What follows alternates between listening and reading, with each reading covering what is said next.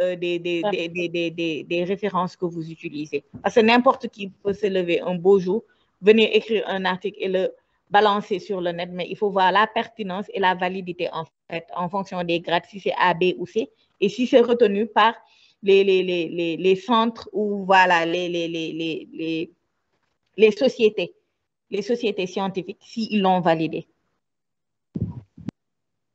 D'accord. Mm-hmm. Donc, il faut essayer de corriger cette partie-là. Mm-hmm. Mm-hmm. Donc, s'il n'y a pas d'autres interventions, c'est ça, hein? C'est-à-dire, bon, ah si, il y a Dr Christelle qui lève la main. Dr Christelle, vous avez la parole. Merci, Dr Djenaba, pour la parole. Merci au présentateur. J'avais une question concernant l'utilisation des benzodiazépines chez les nouveau-nés.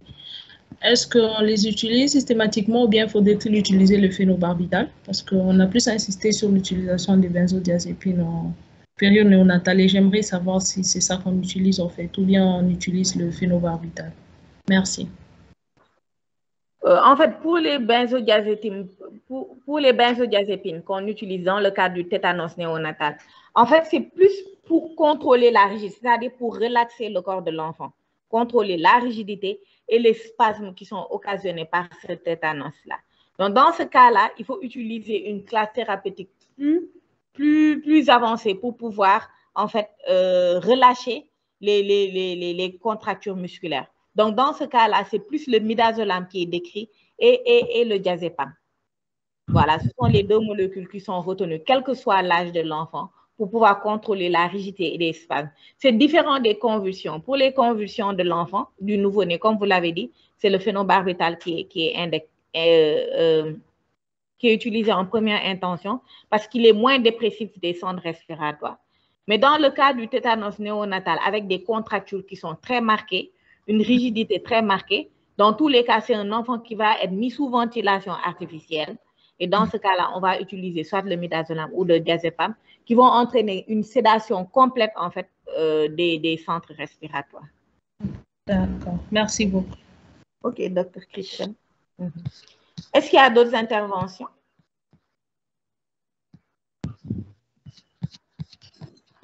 Donc, si on n'a pas ces... Bon, il faudra d'abord reprendre ce cours, c'est-à-dire, la partie que vous allez reprendre, c'est le type de description. On est en train de voir le tétanos chez l'enfant. Donc, vaut mieux utiliser comme type de description le tétanos généralisé de l'enfant. Et le tétanos néonatal, vous le mettez dans la forme commune. Parce que le tétanos néonatal, comme vous avez dit, avec l'amélioration de la qualité des CPN, du suivi des mères, on voit maintenant rarement le tétanos néonatal. Même dans les brousses, au fin fond des villages, les sages-femmes qui se trouvent là-bas, elles utilisent des matériels qui sont stériles.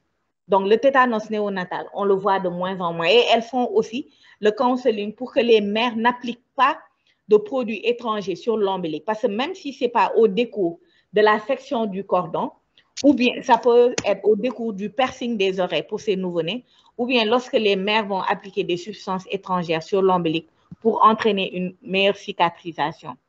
Donc, ce sont des sages-femmes qui ont été formées et lors des supervisions qu'on fait dans les régions, on s'est rendu compte que le tétanos néonatal, l'incidence est rare, on ne le voit presque plus. Donc, dans ce cas, par contre, les formes de tétanos chez les nourrissons ou les enfants, on les voit de temps en temps dans nos services. Comme Dr Yacine l'a rapporté, eux, ils ont eu des cas récemment dans leur service. Donc, il faut changer le type de description. Tu vas prendre comme type de description le tétanos généralisé. Comme type de description, le tétanos généralisé de l'enfant. Excusez-moi. J'arrive.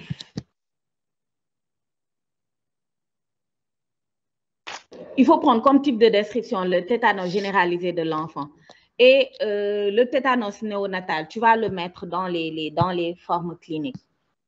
Donc, il faut aussi se rapprocher des maladies infectieuses, comme je l'ai dit. Comme ça, ils vont te donner leurs statistiques pour le Sénégal au moins. Mais bon, j'ai fait un peu de revue de la littérature quand même pour voir la situation dans le monde sur le plan épidémiologique. Donc, dans les pays qui sont riches en ressources, il y a eu depuis les années 40, pour te dire que c'est vraiment à des années-lumière de nous, eux, ils ont eu une diminution de leur taux de tétanos. Et entre 2004 et 2017, aux États-Unis, il n'y a eu que 260 cas de tétanos. Et 13%, c'était chez les personnes de moins de 20 ans. Et entre 2009 et 2017, concernant le tétanos néonatal, il n'y a eu que 2 cas. C'est-à-dire qu'eux, ils jouent beaucoup sur la prévention, de telle sorte qu'ils ne voient rarement que des cas de tétanos néonatal. Maintenant, dans les pays à ressources limitées, il y a eu des données en 2014 en Ouganda où ils avaient 4750 cas de tétanos. Et la plupart, c'était chez des enfants de plus de 5 ans. Bon, ils n'ont pas donné la limite. Donc, pour l'OMS, selon l'OMS, le tétanos néonatal a causé 34 000 décès en 2015. C'est pour vous dire que dans nos pays à ressources limitées, le tétanos néonatal est encore très présent. Voilà. Et il y a 14 pays qui n'ont toujours pas éliminé le tétanos néonatal et nous en faisons partie. Donc ça, ce sont les données que j'ai eues. Je vais partager ça avec vous pour les pays riches et les pays à ressources limitées. Mais pour le Sénégal, il faut voir les gens le service de maladies infectieuses pour leur donner. C'est eux qui font la prise en charge. Voilà. Maintenant, pour le tétanos, maintenant pour les autres formes, il n'y a pas de souci. Le tétanos local, le tétanos céphalique, vous l'avez décrit, donc tétanos néonatal, comme je vous l'ai dit, il faut le mettre dans les formes cliniques. Le diagnostic différentiel, il n'y a pas de souci. Vous avez bien fait de le faire pour le tétanos néonatal qui est encore fréquent et pour le tétanos de l'enfant. Maintenant, pour la prise en charge du traitement, les objectifs du traitement, il faut les dire. C'est 5 objectifs. C'est d'abord arrêter la production de toxines. C'est neutraliser la toxine qui est là et qui est non liée. Donc, quand tu vaccines, tu arrêtes la production. Quand tu mets les immunoglobulines, tu vas neutraliser la toxine non liée. Du fait du blocage des muscles respiratoires, de la contracture, tu vas faire une gestion des spasmes musculaires, mais également une gestion des voies respiratoires, parce que ça peut entraîner une obstruction de ces voies.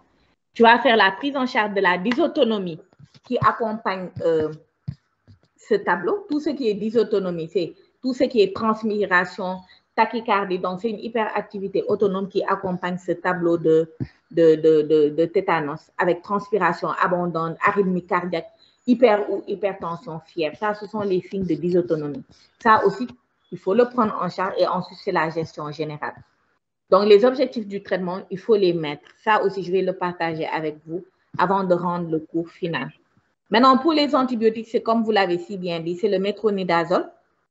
On peut utiliser également la pénicilline G comme alternative. Mais ce que vous avez oublié de dire, c'est que si on pense qu'il y a une infection mixte due à d'autres bactéries associées, dans ce cas-là, on peut donner des céphalosporines de première, deuxième ou troisième génération. Voilà. Et s'il y a une allergie, on utilise la doxycycline comme alternative ou les macrolides parce qu'ils ont une activité sur le Clostridium tétani. Donc, c'est les macrolides, les clindamycines, la vancomycine et le chloramphénicol ont également une action sur le Clostridium tétani. Donc, ça va faire d'une pierre deux coups.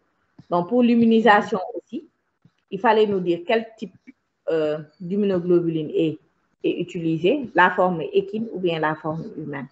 Maintenant, pour le reste, il n'y a pas de souci. Pour les benzodiazépines, comme on vous l'a dit, c'est par voie IV. Les agents neuromusculaires qui sont utilisés, je ne sais pas si vous avez cité. Est-ce que vous avez cité des agents bloquants neuromusculaires?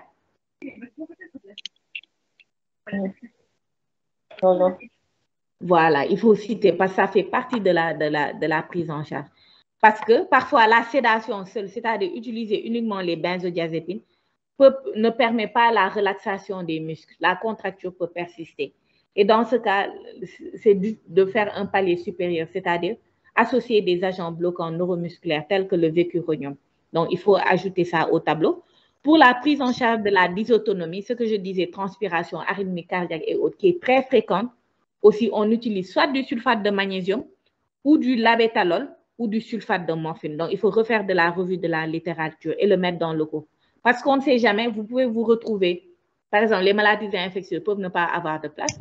vous allez vous retrouver en train de prendre en charge ce type de malade, ou bien si vous allez en stage rural,